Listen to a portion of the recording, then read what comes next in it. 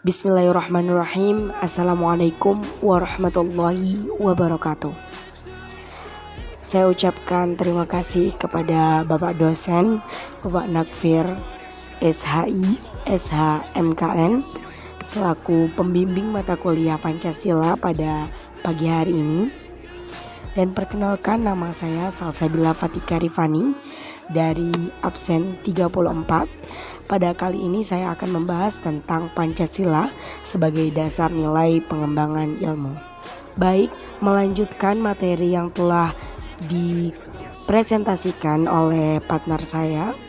Selanjutnya saya akan membahas tentang sumber historis Pancasila sebagai dasar pengembangan ilmu yang melatar belakangi dan mengawali perumusan Pancasila, yakni ketika dalam sidang BPUPKI pertama, Dr. Rajiman Wiyodiningrat mengajukan atau mengemukakan suatu masalah khususnya yang akan dibahas pada sidang tersebut, yakni tentang suatu calon rumusan dasar negara Indonesia yang akan dibentuk nantinya.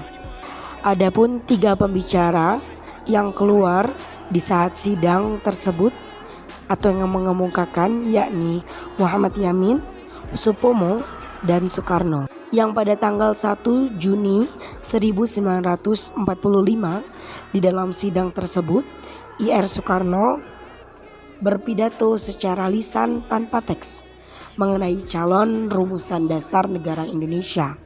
Kemudian untuk memberikan nama Pancasila yang artinya 5 dasar, Soekarno mengaku bahwa ia diberikan saran dari salah seorang temannya, yaitu seorang ahli bahasa yang tidak disebutkan namanya, yang pada akhirnya pada tanggal 17 Agustus 1945 Indonesia memproklamirkan kemerdekaannya.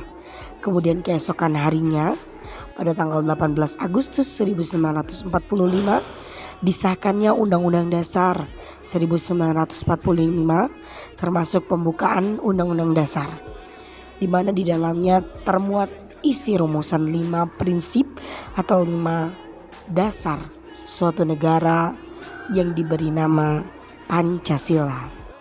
Maka sejak saat itulah perkataan Pancasila menjadi bahasa Indonesia dan merupakan istilah umum, walaupun dalam alinea keempat pembukaan Undang-Undang Dasar 1945 tidak termuat istilah Pancasila, namun yang dimaksud dari dasar negara Republik Indonesia adalah disebut dengan istilah Pancasila.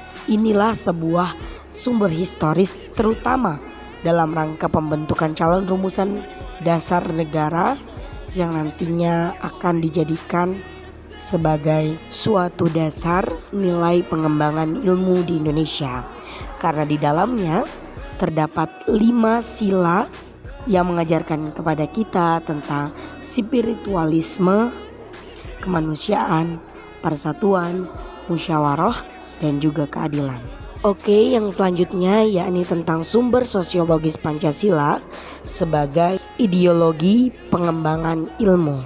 Sumber sosiologis di dalam dasar pengembangan ilmu bisa dilihat ketika masyarakat memperhatikan adanya dimensi ketuhanan dan kemanusiaan, sehingga ketika ilmu pengetahuan yang terutama teknologi tidak sesuai dengan kemanusiaan dan ketuhanan, masyarakat akan menolaknya. Seperti pada kasus pembangkitan listrik tenaga nuklir, masyarakat menolak karena adanya beberapa pertimbangan terhadap keamanan yang belum terjamin dan juga trauma dari kejadian-kejadian yang pernah terjadi sebelumnya. Disinilah nilai kemanusiaan mereka mulai berbicara, bukan hanya melihat kecanggihan yang akan ditimbulkan, tetapi juga melihat dari aspek kenyamanan dan keselamatan antar manusia. Maka sumber sosiologis Pancasila yang mendasari pengembangan ilmu di Indonesia yakni pemikiran-pemikiran masyarakat Indonesia yang mau berpikir untuk menyelaraskan antara ilmu, pengetahuan, dan juga kemasyarakatan mereka. Yang selanjutnya yakni sumber politis Pancasila sebagai dasar pengembangan ilmu. Yang menjadi dasar dari politis Pancasila sebagai pengembangan ilmu bisa kita lihat dari berbagai kebijakan dalam penyelenggaraan di negara kita. Kemudian pada masa reformasi, Pancasila sebagai dasar nilai dalam pengembangan ilmu lebih bersifat opotologis, yang artinya mereka hanya memberi dorongan pada kaum intelektual untuk menjabarkan nilai-nilai Pancasila lebih lanjut.